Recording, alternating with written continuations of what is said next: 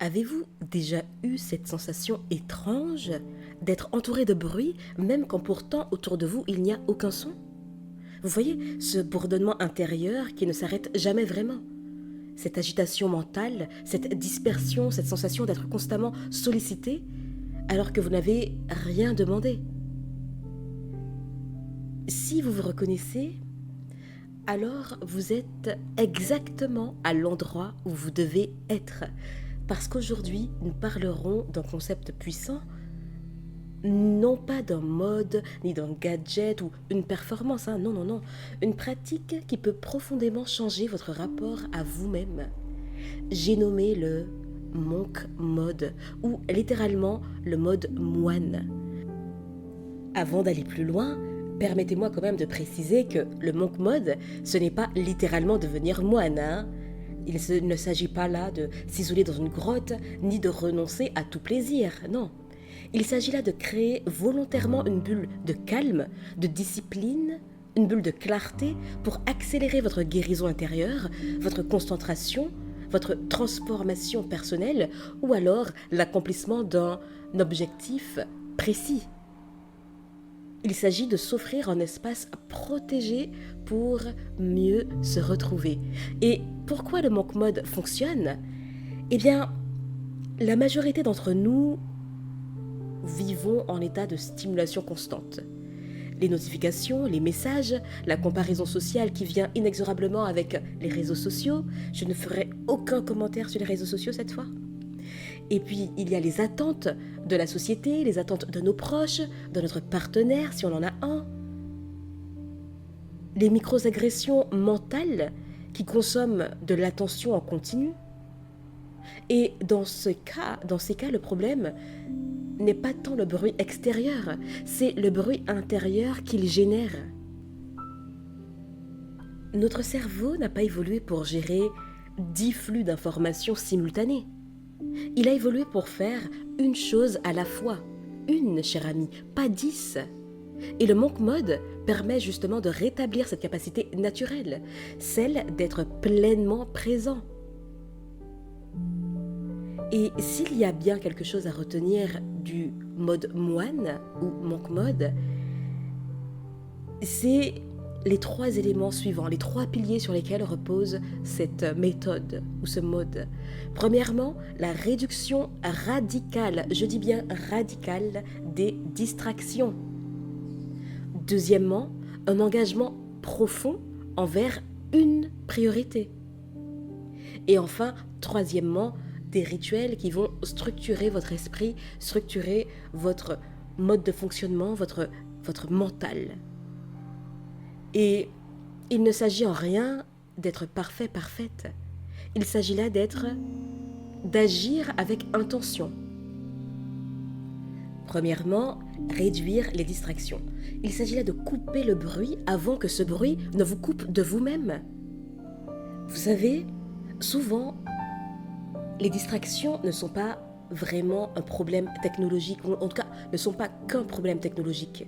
Ce sont des portes ouvertes que vous laissez ouvertes, et dans certains cas que nous laissons ouvertes.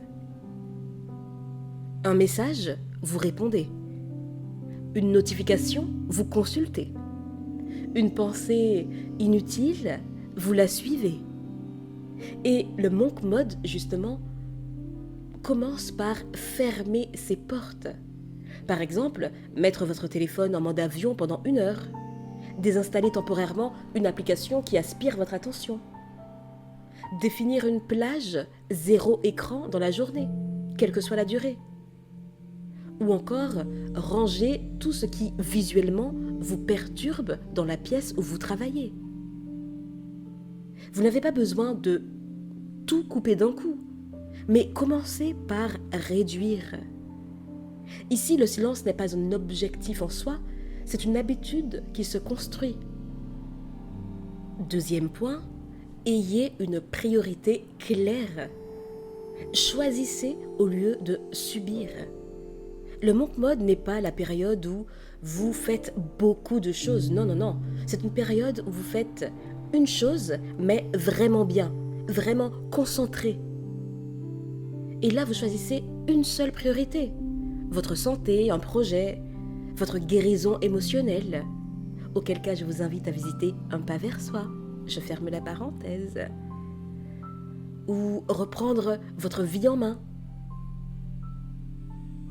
Ou la création, renouer avec votre créativité. Et pendant un temps donné, une semaine, 2 semaines, un mois, voire plus selon vous, vous allez concentrer votre énergie dessus. Une connaissance m'a dit un jour, au détour d'une discussion, que quand elle se concentre sur tout ce qu'elle doit faire, elle ne fait absolument rien. En revanche, quand elle se concentre sur une tâche, un objectif précis à la fois, autour, tout bouge. Et c'est exactement ça. Vous allez remarquer que quand une priorité devient claire, votre cerveau se calme. Il arrête de jongler, il arrête de fuir. Et là, il se pose. Et c'est ainsi que les choses commencent à évoluer, à bouger.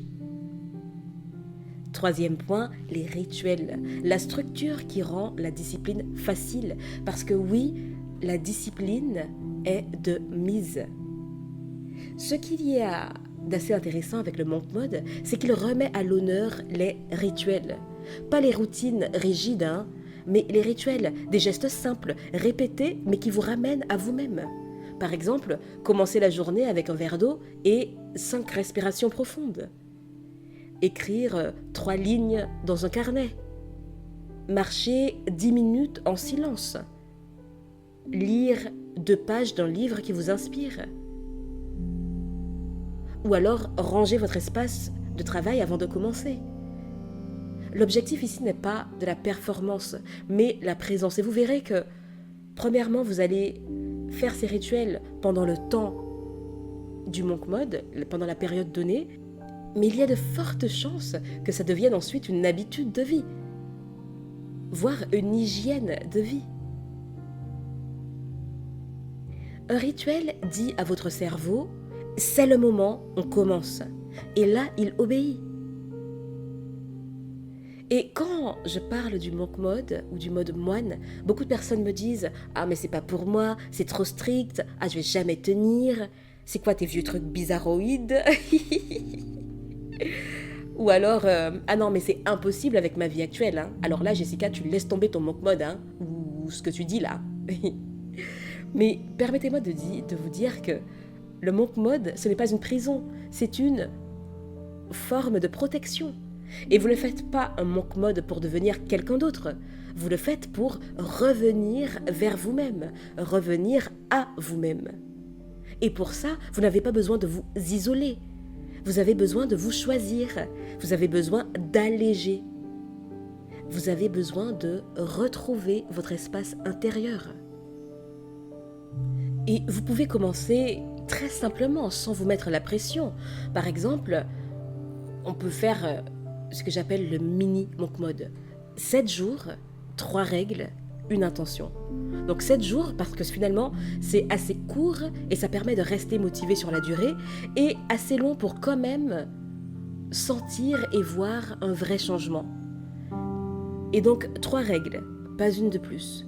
Choisissez par exemple 3 restrictions qui vous apaisent au lieu de vous enfermer. Par exemple, pas de réseaux sociaux après 20 heures. Oups, bon, j'ai dit que je n'allais plus parler des réseaux sociaux, mais c'est peine perdue, hein. C'est peine perdue, je continue. 30 minutes d'activité physique par jour, quelle que soit l'activité en question. Et 3e, par exemple, ranger mon bureau avant de dormir.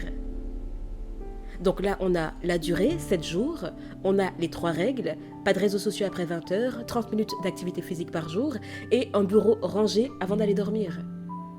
Ça peut être aussi, parenthèse, faire le lit avant de partir, hein. Ça aide aussi pour le mental. Et donc, autre point, une intention claire et surtout écrite. Qu'attendez-vous de ces 7 jours? Est-ce de la clarté, un regain d'énergie, vous recentrer ou de la sérénité? L'intention agit comme un phare, elle donne du sens aux efforts. Et vous pouvez d'ores et déjà commencer à vous poser les questions suivantes. Quelle est la distraction qui vous fatigue le plus aujourd'hui? Quelle est la priorité qui vous appelle intérieurement, même si vous la repoussez? Cette priorité qui vous appelle et que vous refusez d'écouter, d'entendre même parfois. Quel rituel simple pourriez-vous instaurer dès demain matin? Je ne vous demande pas de réponse. Les réponses vous appartiennent. Disons que ce sont là les premières pierres de votre monk mode. Vous n'avez pas besoin d'être radical, cher ami. Vous n'avez pas besoin d'être parfait, parfaite. Vous avez juste besoin d'être prêt, prête à vous offrir un peu d'espace, un peu de temps pour vous-même, un espace où vous redevenez votre propre centre, votre propre priorité. Un espace où le bruit se réduit et où votre voix intérieure recommence à vous parler. Le monk mode n'est pas une discipline, c'est une rencontre avec vous-même et sans interférence. Et c'est souvent dans ces moments-là que les plus grandes clarifications apparaissent. Essayez et vous m'en donnerez des nouvelles. Cher ami, je vous dis à bientôt et d'ici là, imposez-vous.